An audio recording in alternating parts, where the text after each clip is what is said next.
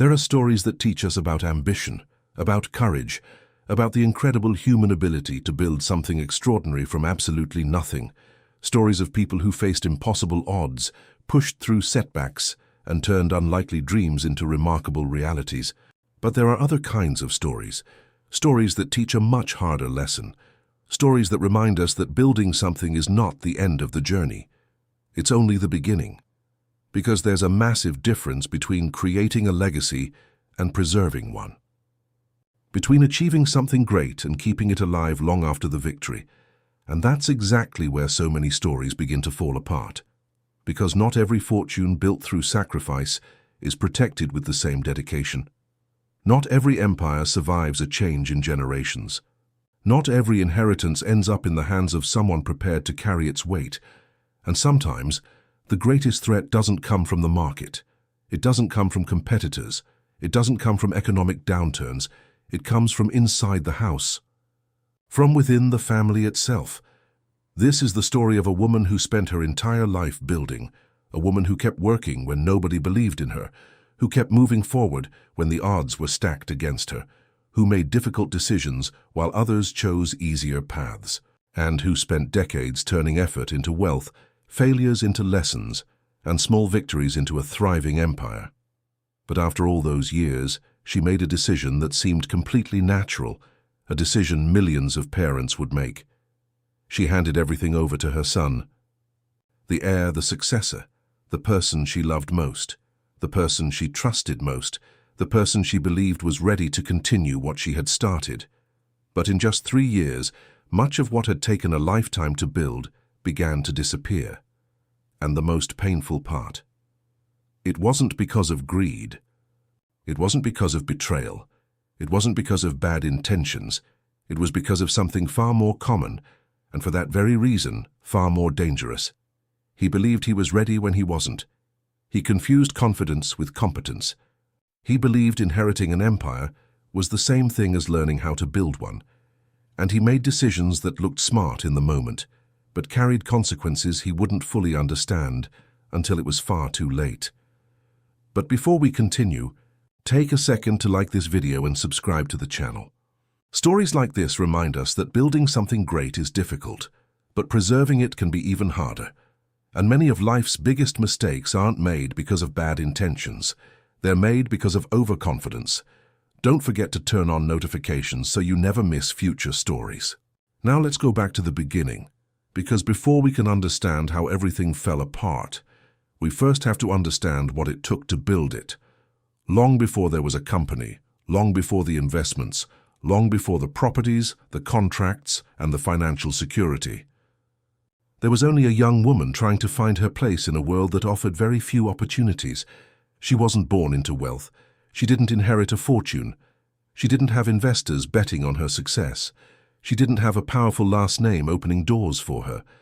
If she was going to build a better life, she would have to do it herself, and she knew it. At an early age, she learned a lesson that would stay with her forever.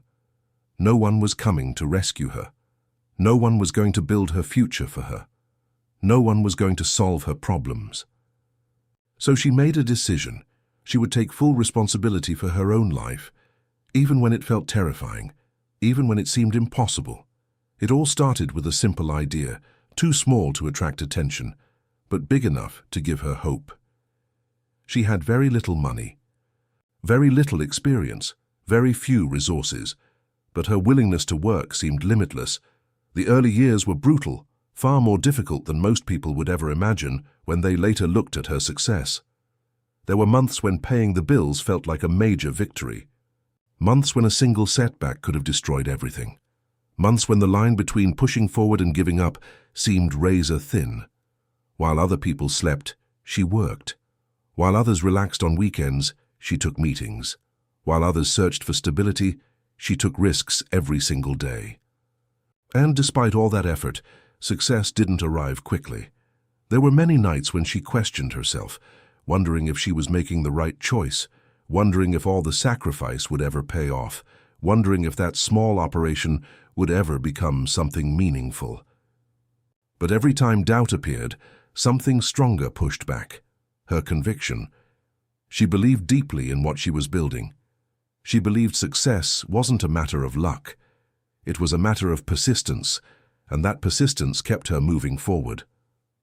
Year after year, challenge after challenge, sacrifice after sacrifice, until eventually the first signs of progress began to appear. First came the small clients, the people who trusted her when almost nobody else did.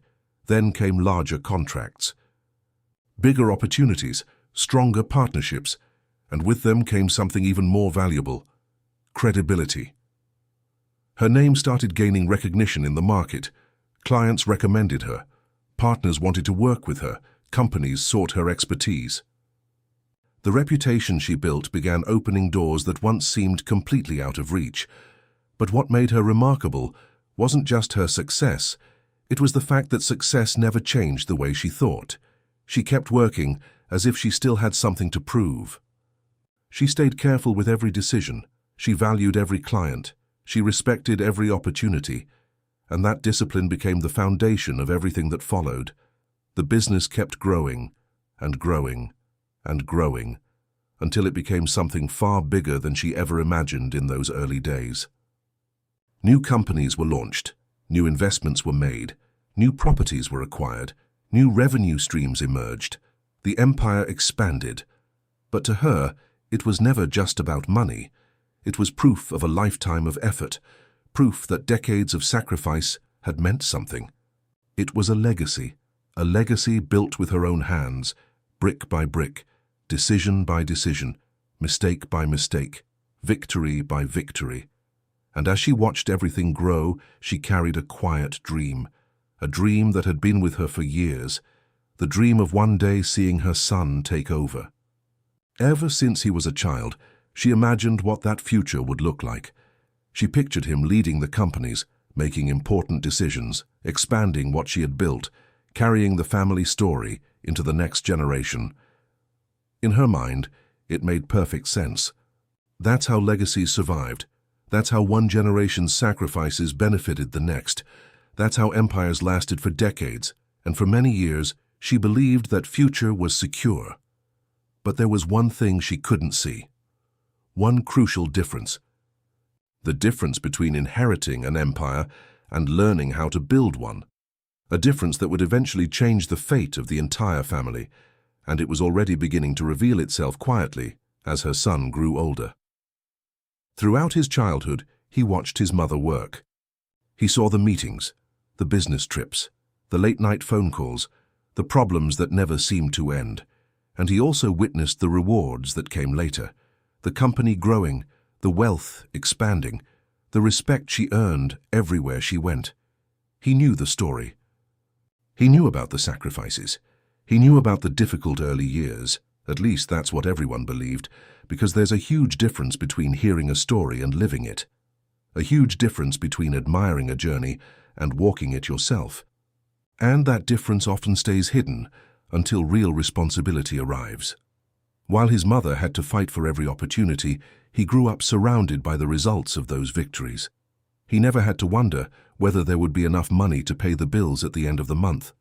He never had to choose between investing in the business and protecting his own survival. He never had to experience the fear of losing everything. The hardships that shaped his mother belonged to a world he only knew through stories. And perhaps that's where the problem truly began. Because over time, he started to believe he understood the business. He believed he knew what it took to run it. He believed he understood leadership.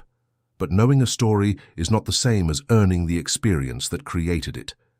Still, nobody saw that as a risk. In fact, most people saw the opposite. He was intelligent, well-educated. He had studied at top institutions. He had access to knowledge and resources his mother never had when she started. On paper, he looked like the perfect successor, and as the years passed, the idea of him eventually taking over seemed more and more natural. His mother certainly believed it. Little by little, she began preparing him for the transition. First came the smaller responsibilities, special projects, minor meetings, decisions made under supervision. She wanted him to learn gradually, to gain experience, without carrying the full weight of leadership on his shoulders. And for a while everything seemed to be working. He appeared confident. He spoke with conviction. He participated in meetings. Clients and business partners liked him. To anyone looking from the outside, the succession seemed destined for success. After all, he had grown up inside that world. He knew the companies, he knew the people, he knew the numbers, or at least that's what it looked like.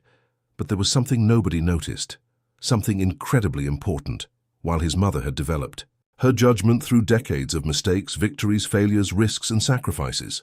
His perspective had been shaped by watching the final results. He knew success, but he didn't know the road that created it. He understood the victories. But he didn't fully understand the risks that had been taken to achieve them. And that difference began showing itself in subtle ways. Small details.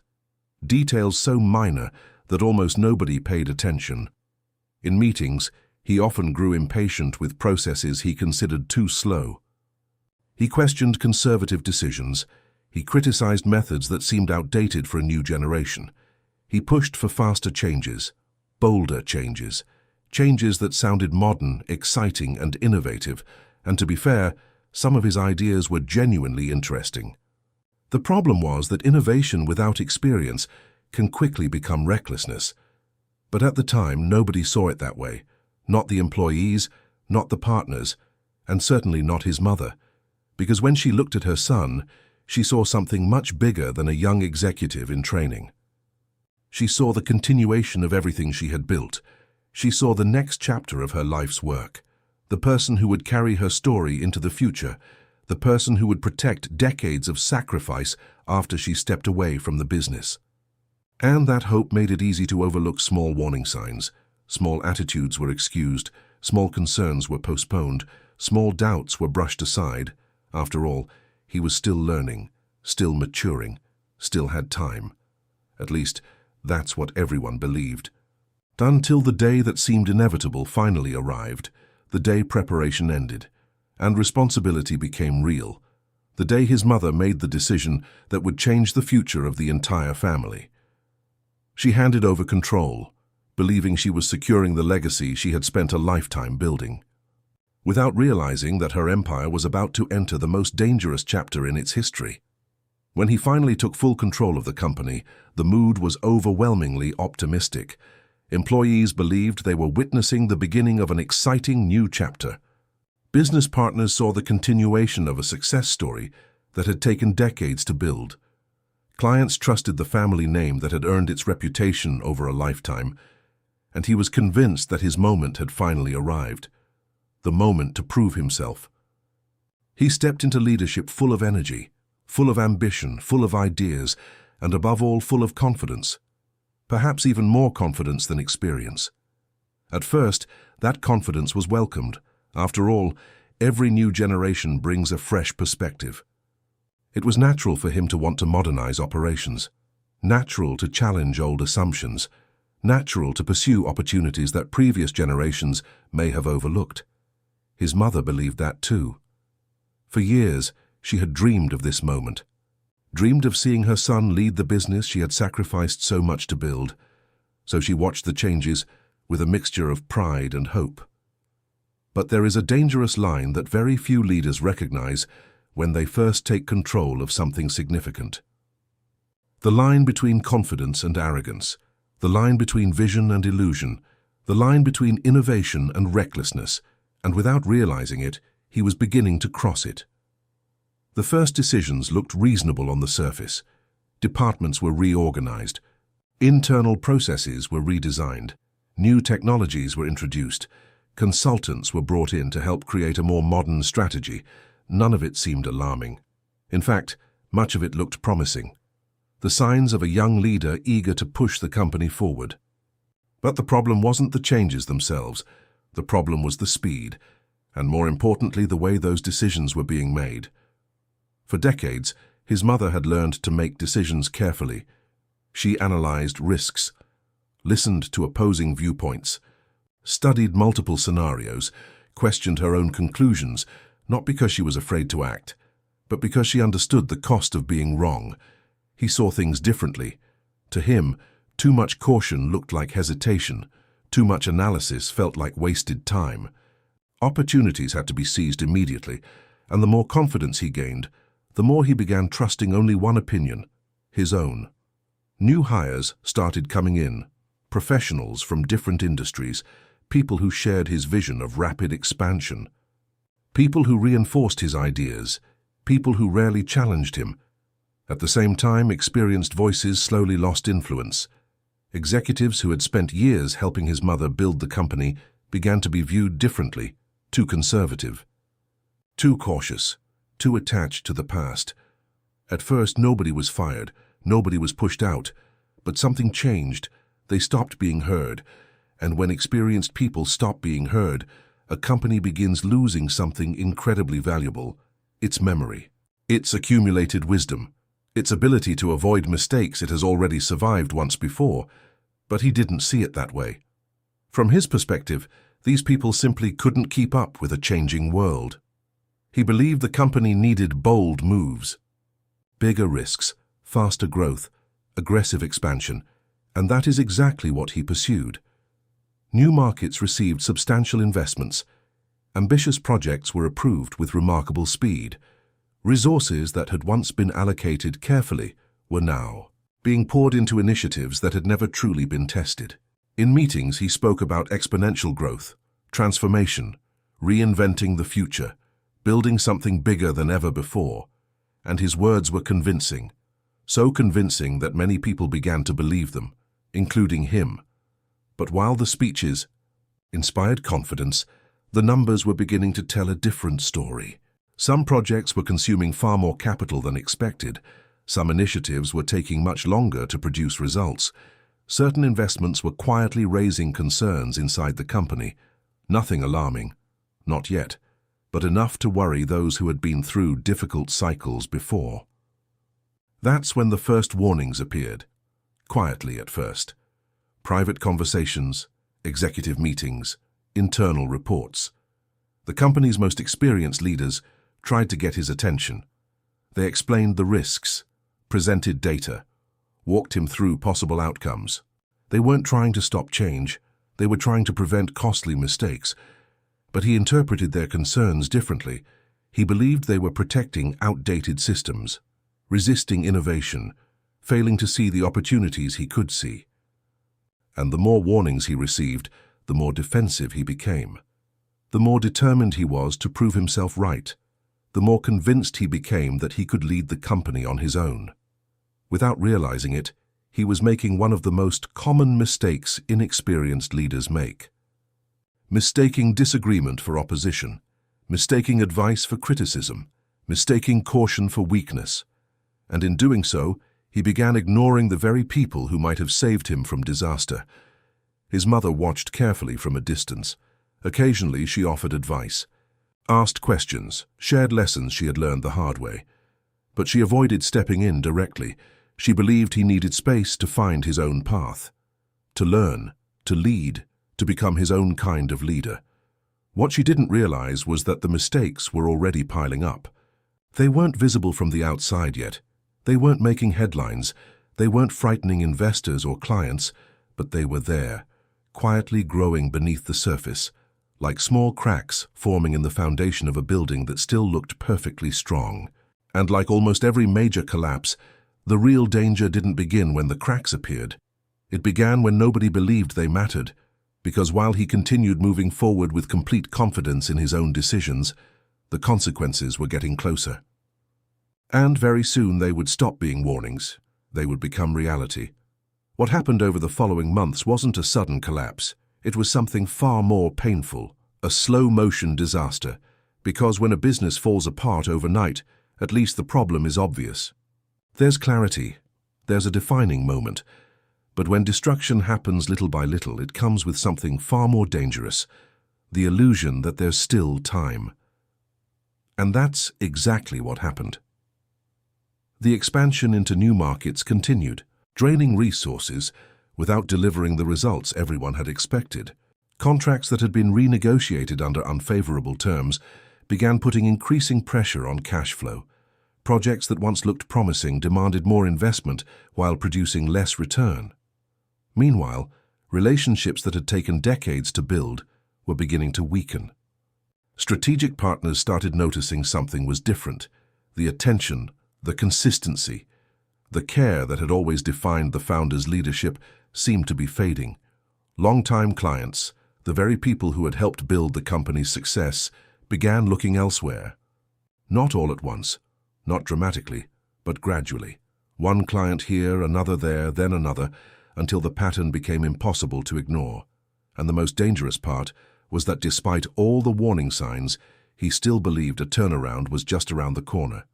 Every new project felt like the breakthrough that would fix everything. Every opportunity looked like the one that would recover the losses. Every bold move came wrapped in hope, hope that things would soon return to normal. But reality was moving in the opposite direction.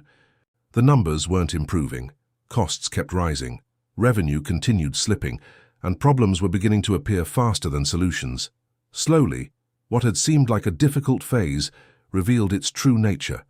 This wasn't a temporary setback. The foundation of the business was weakening, and now the cracks were visible to everyone. That was when his mother started receiving the first warnings. At first, they came quietly, phone calls from longtime business partners. Conversations filled with concern. Questions she never expected to hear. Then came the employees. People who had dedicated years, sometimes decades, to the company. People who no longer understood where the business was headed. People who felt something was wrong but didn't know how to stop it. But it was the financial reports that finally removed all doubt. Because numbers don't have emotions. They don't make excuses. They don't tell comforting stories. They simply reveal the truth. And the truth was devastating. Revenue was falling. Profit margins were shrinking. Expenses were climbing. Clients were leaving. Relationships were being lost.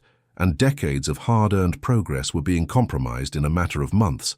When she finally understood the full extent of the damage, the pain went far beyond money, far beyond business, far beyond balance sheets and financial statements, because she wasn't just watching numbers decline, she was watching pieces of her life disappear. Every lost client represented years of trust. Every cancelled contract carried memories of sacrifices no one else knew about. Every missed opportunity reminded her of how much it had cost to build everything in the first place. And for the first time, she was forced to confront a reality she had never imagined facing. The legacy she had spent an entire lifetime creating was now facing a very real possibility. It might not survive the next generation. There are moments in life when reality stops being a possibility and becomes impossible to ignore. No matter how hard we search for explanations, no matter how many excuses we make, no matter how desperately we want to believe everything can still be fixed. Eventually, the facts become louder than hope, and that is exactly what happened. For months, the warning signs had been there. The numbers were sending signals. The partners were sending signals. The clients were sending signals. The employees were sending signals. But now they were no longer warning signs. They were evidence. Evidence that something had gone terribly wrong. The company had weakened, the wealth had shrunk. Relationships that had taken decades to build had been damaged, and the organization that once represented stability and success was now facing a reality nobody had ever imagined. That moment could no longer be avoided. The conversation had to happen. There was no more postponing it, no more pretending everything was under control, no more believing that the next quarter would somehow fix problems that had been building for years. So mother and son sat across from each other, and perhaps for the first time they weren't sitting there as founder and successor, not as business owner and executive, but simply as a mother and her son. Two people trying to understand how everything had reached this point. It became one of the hardest conversations of their lives, because unlike many stories, there was no villain in the room, no mastermind, no betrayal, no malicious intent, and somehow that made it even more painful. Because when there is a clear enemy, pain has a target. But when the damage comes from mistakes, overconfidence, and poor decisions, everything becomes far more complicated. The son had never tried to destroy the company. In fact, he genuinely believed he was saving it. He believed he was modernizing it, accelerating its growth, preparing it for the future. Every decision had seemed right at the time. Every investment looked promising. Every change felt necessary. The problem was simple. Believing is not the same as knowing. Confidence is not the same as preparation. And good intentions can never replace experience. For the first time, he began to see that clearly. He began to understand how much he had underestimated the responsibility he inherited, how much he had underestimated the complexity of the business, how much he had underestimated the value of the relationships his mother had spent decades building, how much he had underestimated the knowledge required to protect something of that size. For years, he believed he knew the company. Now he realized he only knew part of it. He knew the outcomes, but not the countless decisions that created those outcomes. He knew the empire, but he had never helped build it, and that difference came with a price, a very expensive price. Across the table, his mother was fighting her own battle, because while he was confronting the consequences of his mistakes, she was facing something equally difficult: disappointment. Not disappointment in her son, but disappointment in reality itself. For years, she had believed she was creating the perfect succession plan. She believed that transferring knowledge would be enough, that gradually handing over responsibility would be enough, that trust would be enough. Now she understood the truth. The reality was far more complicated. Experience cannot be inherited. Maturity cannot be transferred. Wisdom cannot be handed over along with shares, contracts, or property. Every generation must earn those things for itself, and some lessons can only be learned through failure. The problem is that certain failures come with an enormous cost. For a few moments, silence filled the room, a heavy silence, the kind that appears when both people finally understand exactly what has happened without needing to say another word, because this was no longer about numbers, it was no longer about businesses, it was no longer about wealth. It was about a lifetime of work, decades of sacrifice, dreams built 1 year at a time, and the painful realization that some of what had been lost would never return. Some clients would never come back. Some contracts were gone forever. Some opportunities had disappeared for good. Some relationships would take years to rebuild, and some financial losses would continue creating consequences long into the future. The truth was painfully simple. There was a path forward, but it would be long. Far longer than either of them wanted, far harder than either of them imagined, and it would require something that money, influence, and connections could never buy. Time. A great deal of time. When the conversation finally ended, neither of them walked away unchanged. The son carried the weight of understanding, for the first time the true cost of his mistakes. The mother carried the heartbreak of seeing part of her life's work damaged, but she carried something else as well. A decision, because despite everything that had happened, one choice still remained. Accept the destruction, or try to rebuild. And although the losses were deep, she was not ready to walk away from what had taken her entire life to create. The problem was that the next chapter of this story would demand something even harder than building an empire. It would require rebuilding one after watching it crumble before her very eyes. There's something fascinating about life's biggest mistakes. We almost never understand the true cost of them while they're happening. In fact, it's usually the opposite. While we're making them, we find reasons to justify them, reasons to explain them, reasons to convince ourselves that everything is still under control. The real understanding comes later, when the consequences begin to surface, when losses stop being numbers on a spreadsheet and become something far more personal, something real, and that's exactly what happened to him. The realization didn't arrive all at once. It didn't come during a single conversation. It didn't appear in a financial report. It came in waves, slowly, painfully, and eventually impossible to ignore. The first wave came shortly after his conversation with his mother. For the first time, he tried to look at the situation without excuses, without blaming the market, without blaming the economy, without blaming circumstances. He simply tried to solve the problems he had created. But almost immediately, he discovered something deeply unsettling. He didn't know where to begin. The company felt like a giant puzzle that had been taken apart. Every decision was connected to dozens of others. Every problem created new problems. Every solution required knowledge he didn't yet possess. For years he had believed leadership was about making decisions. Now he was beginning to realize that leadership is also about understanding the consequences of those decisions, and that understanding was exactly what he lacked. For the first time in his life, he felt genuine fear. Not the fear of failure, but the fear of realizing that he might never have fully understood what he had inherited, and that feeling stayed with him for weeks until the second wave arrived. A conversation he would never forget. One afternoon, one of the company's most experienced executives asked to meet with him. This was someone who had known the business for decades, someone who had stood beside his mother during the company's toughest years, someone whose advice he had ignored more times than he could count. In the past, he might not even have accepted the meeting, but things were different now.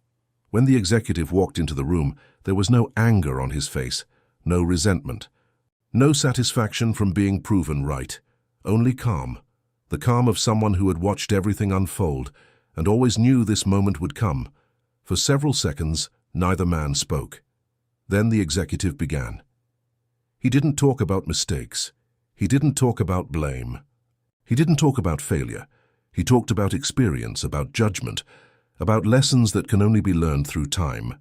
He explained how some decisions look brilliant on paper while hiding risks that only experience can reveal. He explained how relationships built over decades carry a value no spreadsheet can ever measure. He explained how trust and reputation are far more fragile than they appear. And for the first time, he truly listened, not to respond, not to defend himself, not to prove he was right. He listened to learn, perhaps for the first time since taking control of the company. Every word seemed to illuminate something that had been hidden before, and the more he listened, the more he realized how many times he had confused confidence with competence, how many times he had mistaken boldness for wisdom, how many times he had assumed intelligence and enthusiasm could replace experience. When the conversation ended, he remained in his chair for several minutes, thinking, reflecting, trying to process everything he had just heard. But the biggest lesson was still ahead. The third wave arrived a few weeks later, and it came from someone completely different. A client, not just any client, one of the oldest clients the company had ever had, someone who had worked with his mother since the very beginning, someone who knew the story of the business almost as well as the founder herself. For years, this client had been considered almost family. But now he was doing business with a competitor, and so he decided to visit him. Maybe he was searching for answers, maybe he was hoping to repair the relationship, or maybe he simply wanted to understand. The conversation was respectful, professional. There were no accusations, no arguments, no hostility. Then eventually he asked the question he had come to ask. Why? Why did you leave? The answer came immediately, without hesitation, without anger, without any desire to hurt him. The client explained that the decision had nothing to do with pricing, nothing to do with better offers, nothing to do with financial incentives. It came down to one thing: trust. The trust that had once existed was gone, and when trust disappears, contracts are no longer enough. Those words hit him differently than anything else. Because for the first time, he understood something that no financial statement could ever show. He wasn't dealing with numbers. He was dealing with people, people who had stayed loyal to the company for years because they believed in it, because they believed in his mother, because they believed in the values she represented. And he had treated many of those relationships as if they were permanent, as if they were guaranteed, as if they could never be lost. But they weren't. None of them were. When he left that meeting, something inside him had changed forever. For the first time, he understood a truth he would never forget. Inheriting a legacy is not the same as earning one. Receiving something does not mean you are prepared to protect it. Holding a title does not mean you understand the responsibility that comes with it. Experience cannot be transferred through paperwork. It cannot be handed over during a succession ceremony. It cannot be inherited alongside companies, contracts, or assets. It must be built, earned, developed over years, through mistakes, through lessons, through humility, and perhaps that was the most important word of all, humility. For a long time he had viewed humility as excessive caution, as slowness, as insecurity. Now he understood it was the exact opposite. Humility is the ability to recognize what you still don't know, the willingness to listen, to learn, to question your own assumptions. Because only those who acknowledge their limitations can continue growing. And that's when he finally confronted the most painful truth of his entire journey. Some lessons arrive early enough to change the course of your future. Others arrive too late to win back certain clients, too late to recover certain opportunities, too late to prevent certain losses, too late to avoid certain scars, and this was one of them. The understanding had finally arrived, but part of the legacy was already gone, and that would remain with him for the rest of his life, not as a burden, but as a permanent reminder of the price people pay when they confuse inheritance with preparation. And now, only one question remained. After everything that had been lost, was it still possible to rebuild? Time passed, and like almost every major crisis, the intensity of the pain slowly began to fade, not because the damage disappeared, not because the losses stopped existing, but because life demands that we keep moving forward. The years that followed became years of rebuilding, slow years, difficult years, years filled with uncomfortable conversations, years filled with decisions that had to be made even when nobody was completely certain of the right path.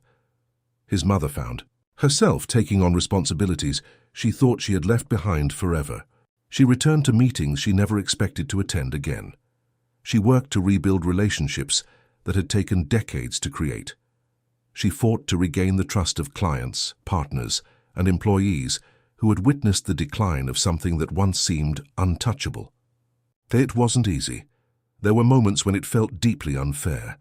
After a lifetime of sacrifice, she believed she had earned the right to finally slow down, to step back, to watch the legacy continue without her. But reality had other plans. And once, again, she had to find the strength to do what she had done so many times throughout her life. Start over. What's remarkable is that there was no bitterness between mother and son. There could have been. Most people would have understood if there had been, but that's not what happened. Because eventually, both of them realized something important. The problem was never a lack of love. It was never a lack of good intentions. It was never a lack of effort. The problem was something far more complicated and far more difficult to recognize. They came to understand that love is not the same thing as preparation. That good intentions are not the same thing as competence, and that wanting someone to succeed does not automatically make them capable of sustaining success. It was a painful lesson for both of them, perhaps the most painful lesson of the entire story. Because for years, they had believed the succession would happen naturally, like passing a baton in a relay race, like something that would unfold almost automatically. But legacies don't work that way. Businesses don't work that way. Responsibility doesn't work that way. Looking back, she realized something she wished she had understood much sooner. The transition of a legacy doesn't begin on the day ownership changes hands. It doesn't begin when the documents are signed. It doesn't begin during a succession ceremony. It begins years earlier. It begins with preparation, with small responsibilities gradually being entrusted, with mistakes allowed while there is still time to correct them, with consequences experienced when the risks are still manageable, with the slow development of the maturity required to carry a burden that cannot be understood simply by watching from the outside. Because there is a massive difference between inheriting something and being prepared to protect it. And that difference often remains invisible until reality puts it to the test. Maybe that is the most important lesson in this entire story, not just for children, but especially for parents, for entrepreneurs, for founders, for anyone building something they hope will outlive them. We often believe that protecting someone means shielding them from hardship, shielding them from failure, shielding them from mistakes. But the truth is often the exact opposite.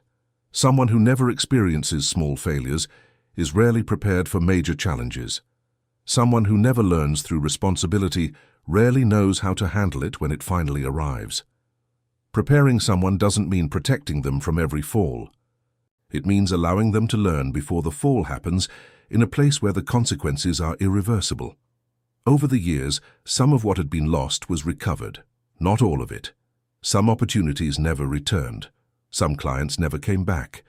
Some losses remained permanent scars, but enough was rebuilt to prevent the story from ending in total collapse. The legacy survived. Smaller, different, changed, but alive. And what about the son? He carried that experience with him for the rest of his life. Not as a punishment, but as a responsibility. For years he tried to understand how something that took decades to build could be damaged in such a short period of time. For years he learned lessons he once believed he already knew. For years he discovered that leadership is not about authority. It is not about excessive confidence. It is not about proving you're right. Leadership is about continuous learning, continuous listening, and never believing that you already know everything. In the end, both of them learned, but that knowledge came at an enormous price. A price that no amount of wealth could prevent, because there are lessons that money cannot buy. Experience insists on teaching them personally, and perhaps that is why this story matters, because it isn't just a story about business. It isn't just a story about inheritance. It isn't just a story about money.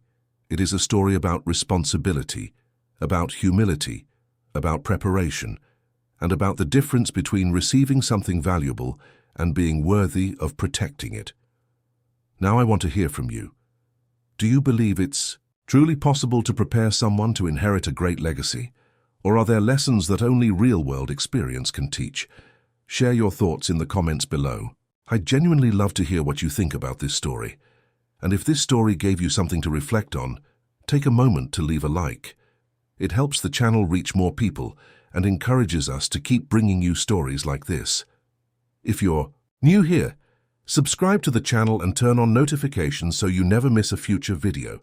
Thank you so much for watching all the way to the end. And remember, building something extraordinary takes courage, but preparing someone to continue what you've built may be the most important responsibility of your entire life. See you in the next video.